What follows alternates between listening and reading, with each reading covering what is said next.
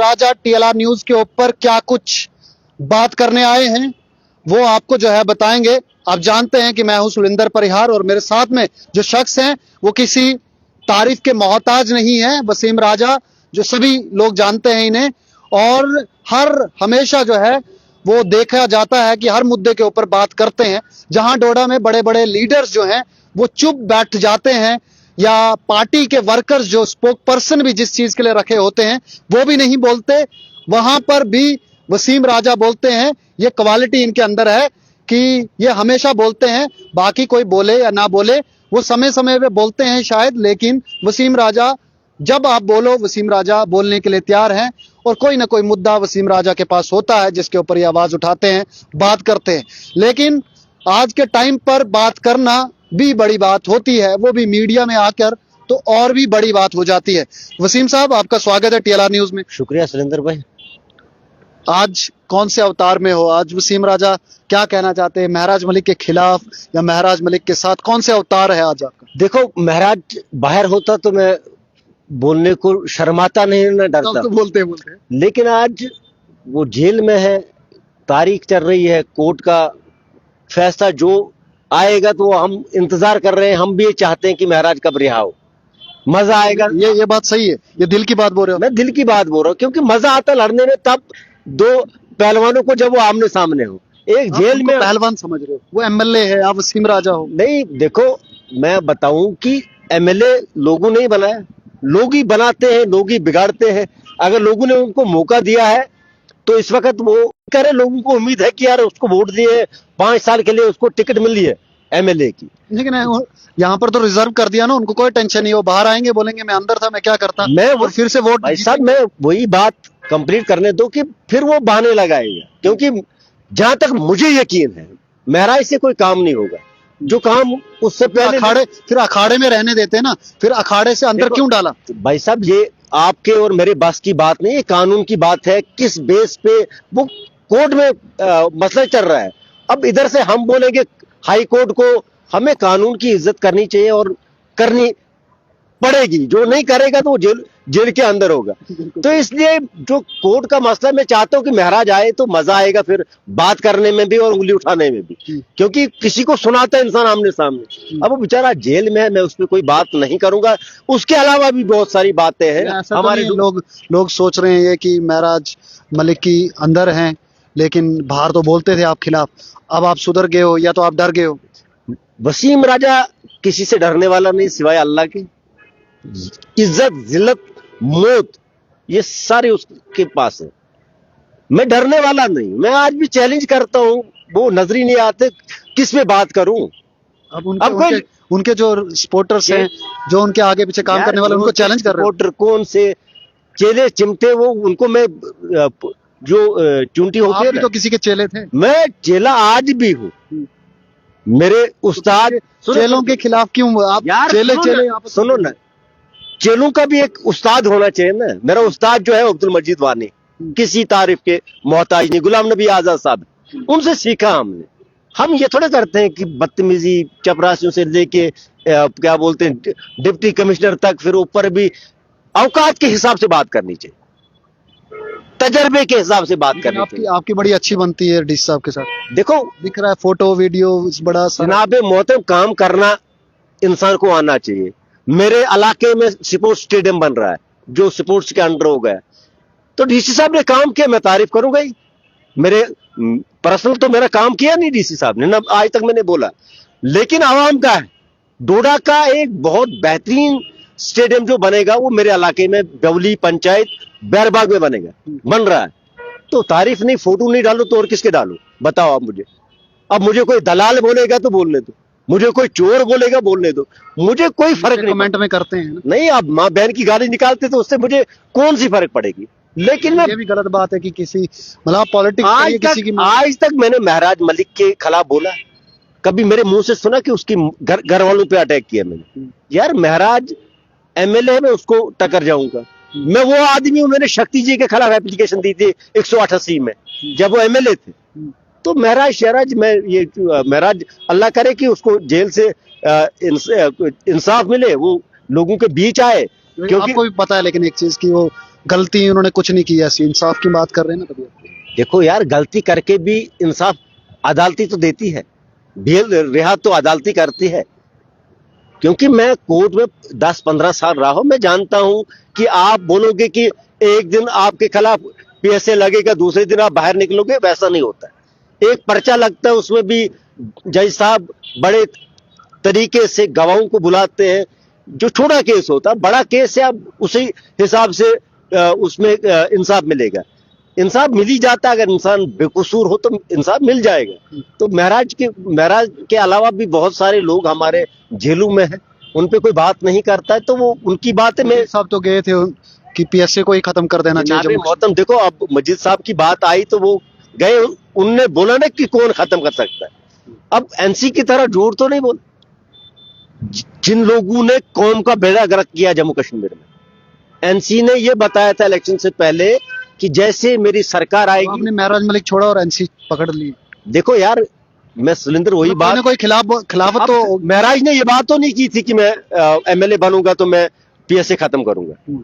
उमर साहब ने तो ये बोला था ना कि जैसी हमारी सरकार बनेगी हम पीएसए को खत्म करेंगे।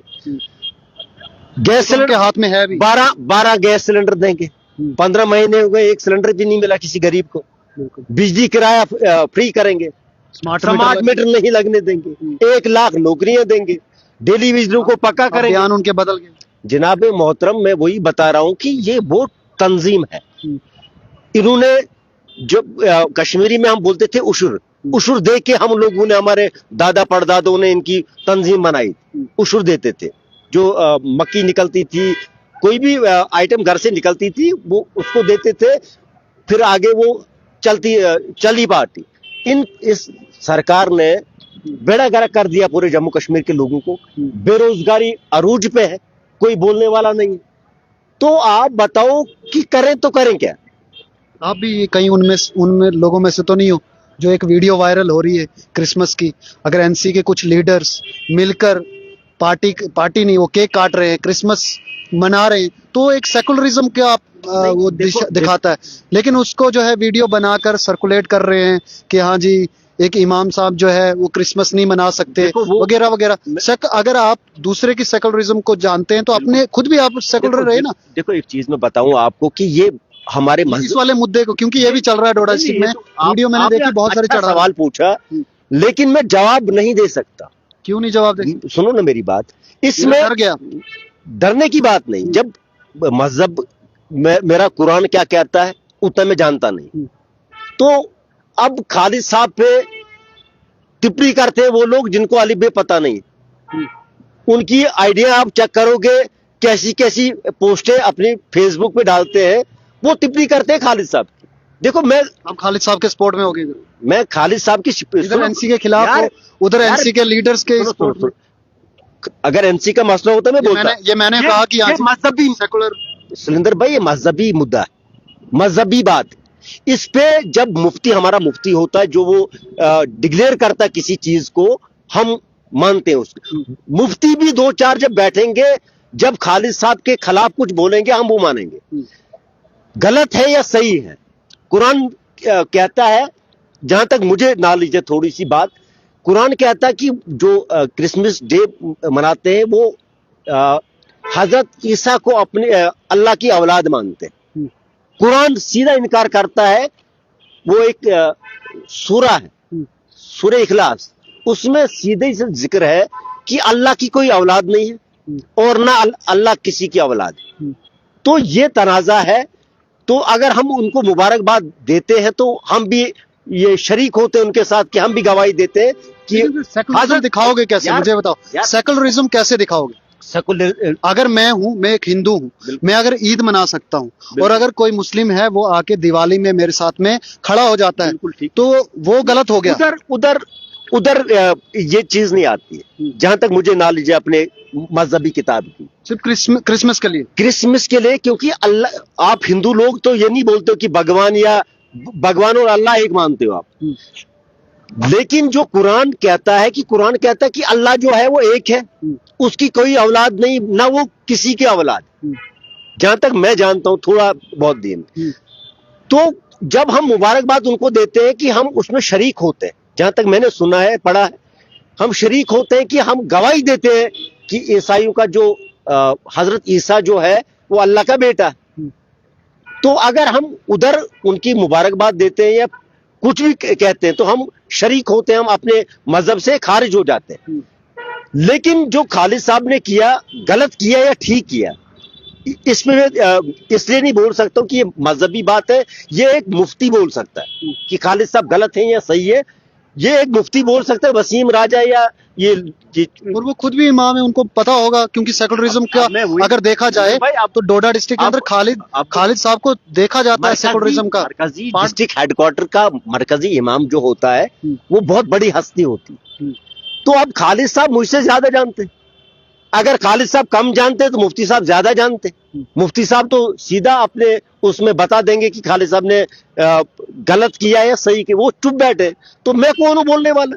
मुझे लेकिन लोग बोल रहे हैं जो बीच में वो भाई साहब मैं वही बोल रहा हूँ, अनपढ़ जाहिल लोग जो है बोल रहे हैं, उनको खुद का पता नहीं।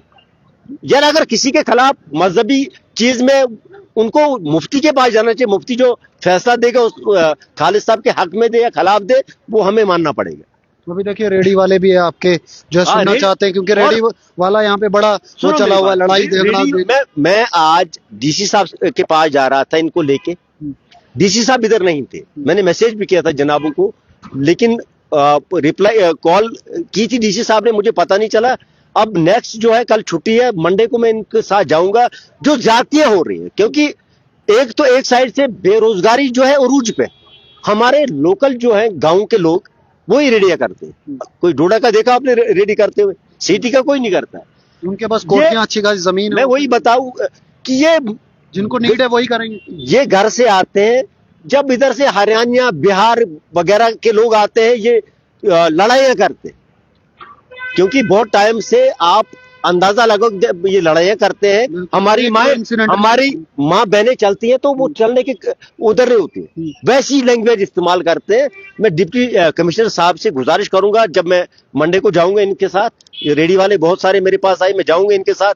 जो भी डीसी साहब, मुझे यकीन है कि वो किसी की सुनते नहीं है, ये फालतू की ना, जो मुद्दे की बात हो, जो लोगों के हित की बात हो, डीसी साहब उस पर काम करता है। तो मुझे उम्मीद है मैं इनके साथ जाऊंगा तो जो अच्छा ही रिजल्ट आएगा इन लोगों के लिए। चलिए ठीक है। तो आप देख सकते हैं कि रेडी वालों का भी समस्या थी, और भी मुद्दों के ऊपर जो है वो वसीम राजा ने बात की। और आप बहुत सारे लोग सुनना भी चाहते हैं, क्योंकि वसीम साहब को बहुत सारे लोग देखते भी हैं। और आप अपनी राय जो है कमेंट बॉक्स में देख सकते हैं कि वसीम राजा ने जिन मुद्दों के ऊपर बात की है, आप क्या कुछ कहना चाहते हैं कमेंट बॉक्स में अपनी राय रख सकते हैं। दीजिए सुलिंदर परिहार को इजाजत, और आप देखते रहे टीएलआर न्यूज। धन्यवाद।